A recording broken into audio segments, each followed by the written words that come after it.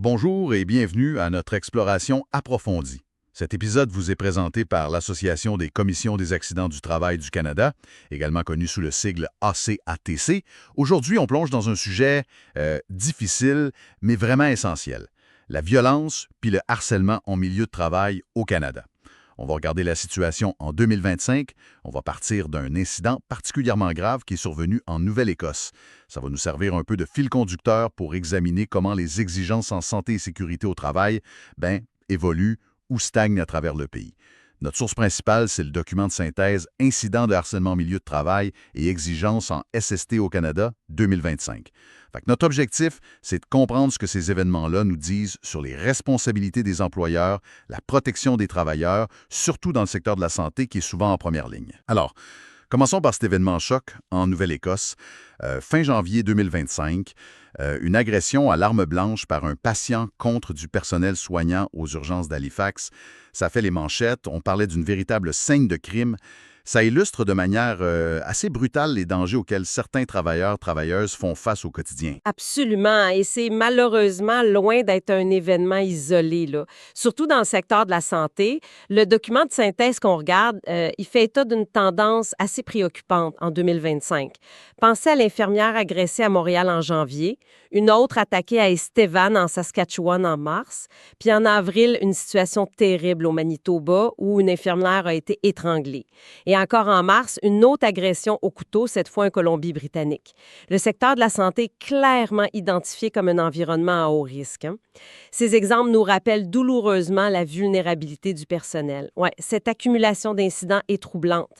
Ça nous amène à la question fondamentale. Face à des risques aussi manifestes, quelles sont les attentes générales envers les employeurs canadiens pour prévenir le harcèlement et la violence au travail d'après les lois actuelles? Là? Bien, les lois canadiennes en santé et en sécurité au travail, elles établissent un socle commun d'obligations qui est, somme toute, assez clair.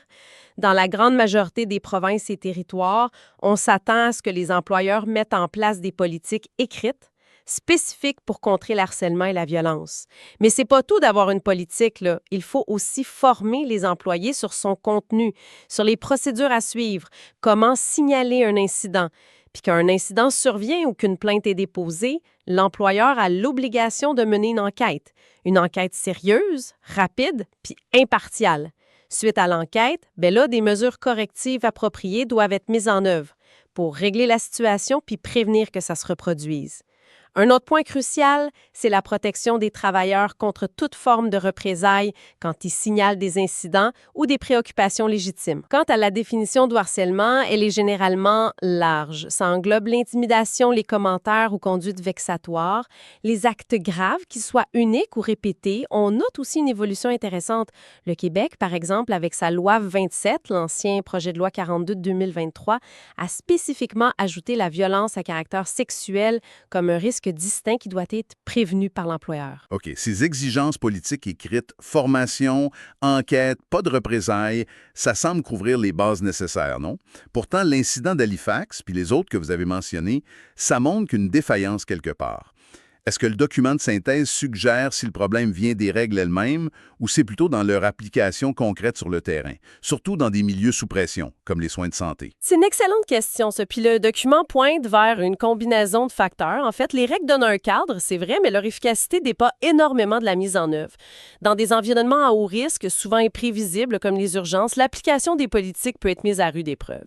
Les ressources disponibles, la formation continue, la culture de l'organisation, est-ce qu'elle encourage ou décourage le signalement, puis la capacité à faire des évaluations de risques vraiment adaptées aux dangers spécifiques de violence externe, comme celle qui vient des patients, par exemple. Tout ça, c'est critique. Des fois, la politique existe sur papier, mais c'est pas une réalité vécue ou soutenue au quotidien, tu sais. Ça nous ramène justement en Nouvelle-Écosse. Peu après l'incident d'Halifax, il y a eu des changements législatifs avec la Stronger Workplaces Act. Qu'est-ce que cette loi-là change concrètement? Est-ce que c'est une réponse directe à ce genre d'événement? Exactement. Le timing est significatif, même si ces changements étaient probablement déjà en préparation avant l'incident de janvier. La Stronger Workplaces for All Act, la loi visant à renforcer les milieux de travail pour tous adoptée en avril 2024, mais dont les dispositions sur le harcèlement entrées en vigueur en 2025, apporte des modifications importantes à la loi sur la santé et sécurité au travail de la Nouvelle-Écosse. 2 points majeurs ressortent. Premièrement, l'exigence explicite pour les employeurs d'avoir une politique écrite de prévention du harcèlement psychologique. Ça inclut le harcèlement sexuel. Avant, l'obligation était plus implicite sous le devoir général de sécurité. Deuxièmement, la loi reconnaît formellement que la santé psychologique est une composante de la santé-sécurité au travail. Même si on attend encore les règlements d'application détaillés pour préciser certaines modalités, l'intention est claire. C'est de renforcer les obligations préventives des employeurs. Ils doivent pas juste réagir, mais activement prévenir le harcèlement, enquêter rigoureusement puis protéger les travailleurs. Faut souligner quand même que des règlements spécifiques sur la prévention de la violence existaient déjà pour certains secteurs jugés à haut risque, comme la santé. Mais cette nouvelle loi élargit et renforce le cadre général, surtout sur l'aspect psychologique. C'est là que ça devient particulièrement intéressant. Si on fait un peu de spéculation éclairée là, en se basant sur l'intention de cette nouvelle loi néo-écossaise, comment son application pleine et entière, avec des règlements clairs sur la prévention du harcèlement psychologique puis la reconnaissance de la santé mentale, comment ça aurait pu spécifiquement influencer la prévention ou la réponse à un incident comme celui d'Halifax? C'est une question prospective qui est clé. L'accent mis sur la prévention active du harcèlement psychologique aurait pu encourager une évaluation des risques plus poussée. Une évaluation concernant les interactions potentiellement dangereuses avec les patients, par exemple, et la mise en place de mesures préventives plus robustes en amont, peut-être une meilleure signalisation des risques, des protocoles d'intervention plus clairs pour le personnel face à l'agressivité ou un soutien accru pour gérer le stress lié à ces situations. La reconnaissance explicite de la santé psychologique aurait pu aussi faciliter un signalement plus précoce des signes avant-coureurs par le personnel, sachant que ces préoccupations sont légitimes et doivent être prises au sérieux par l'employeur. Puis, après l'incident, le cadre renforcé aurait potentiellement mené une enquête plus approfondie sur les facteurs systémiques, ceux qui ont contribué à l'événement, au-delà de l'acte individuel. Ça aurait pu aussi mener à des mesures correctives axées sur la prévention future de la violence puis du traumatisme psychologique associé pour le personnel. On voit donc la Nouvelle-Écosse qui essaie de renforcer son cadre. Mais le Canada, c'est une mosaïque législative en SST. Comment cette approche-là se compare à d'autres endroits? Pensons par exemple au territoire du Nord-Ouest ou au Nunavut. Le document les mentionne comme ayant une approche différente. Oui, la comparaison est frappante. Ça illustre bien la diversité canadienne. Dans les territoires du Nord-Ouest puis au Nunavut, la législation en SST ne contient pas encore, en 2025, de dispositions spécifiques et détaillées sur le harcèlement au travail comme on voit maintenant en plusieurs provinces. Les employeurs là-bas, ils s'appuient essentiellement sur leur obligation générale d'assurer un milieu de travail sécuritaire. Ça, c'est un principe fondamental partout au Canada. Puis aussi sur les lois relatives aux droits de la personne pour traiter les cas de harcèlement discriminatoire. Un fait important souligné dans le document, dans ces territoires, le harcèlement psychologique seul n'est pas explicitement reconnu comme un danger au sens de la loi SST qui justifierait un refus de travail. Ça, c'est un contraste marqué avec des provinces comme l'Ontario, le Québec, la Colombie-Britannique, l'Alberta ou même les provinces de l'Atlantique comme le Nouveau-Brunswick, Terre-Neuve et Labrador. Ces juridictions-là ont des règlements beaucoup plus étoffés et précisent les exigences sur le contenu des politiques, les processus d'enquête, des fois avec des exigences sur l'impartialité de l'enquêteur, la formation obligatoire pour tous les employés et superviseurs, puis souvent des exigences de révision périodique des programmes de prévention. Par exemple, certaines provinces exigent une révision tous les 3 ans, alors que d'autres, notamment dans les maritimes, demandent une révision annuelle du programme de prévention du harcèlement. Cette fragmentation-là, ça crée des défis pour les employeurs qui ont des activités dans plusieurs provinces ou territoires. Cette fragmentation a des conséquences très concrètes, j'imagine. Hein? Si on rassemble tous ces éléments-là, l'horreur d'incidents comme Halifax, les exigences générales, les évolutions spécifiques comme en Nouvelle-Écosse, puis les disparités entre régions, qu'est-ce que ça signifie pour les professionnels sur le terrain?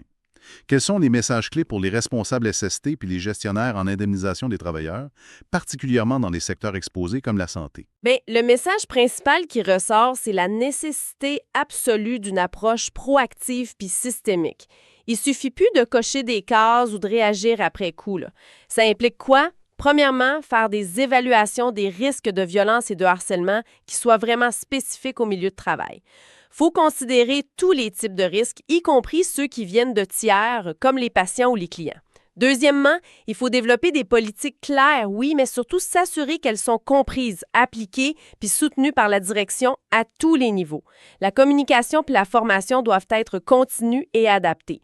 Troisièmement, les processus d'enquête. Ils doivent être non seulement rigoureux et conformes aux exigences légales, mais aussi perçus comme justes et impartials par les employés. Ça, c'est pour encourager le signalement. Quatrièmement, puis c'est peut-être le plus difficile, faut travailler sur la culture organisationnelle, créer un environnement où la sécurité psychologique est valorisée, puis où le signalement des risques ou des incidents est encouragé sans crainte de représailles. L'incident d'Halifax, c'est un rappel tragique des conséquences humaines, mais aussi organisationnelles, l'absentéisme, le roulement de personnel, la perte de confiance, les coûts d'indemnisation quand ces systèmes préventifs échouent ou sont insuffisants. Vous parlez d'approche proactive et systémique, mais le document de synthèse en listant tous ces incidents, malgré l'existence de lois depuis des années dans plusieurs provinces, ça semble suggérer que quelque chose ne fonctionne pas tout à fait, non? Est-ce que les approches actuelles, même quand elles sont bien appliquées, sont fondamentalement suffisantes? Ou est-ce que le document pointe vers des défis plus profonds? C'est une tension que le document met en lumière, oui. Les cadres législatifs se renforcent, c'est vrai, mais la persistance et la gravité des incidents, surtout dans certains secteurs, ça soulève des questions sur l'efficacité réelle des mesures actuelles. Le document suggère que, même avec les meilleures politiques et procédures, certains défis demeure. Ça peut être un manque de ressources pour une mise en œuvre adéquate, des difficultés à changer des cultures organisationnelles qui sont profondément ancrées. Ça peut être aussi la complexité inhérente à la prévision puis à la gestion de la violence humaine, surtout celles qui viennent de l'externe.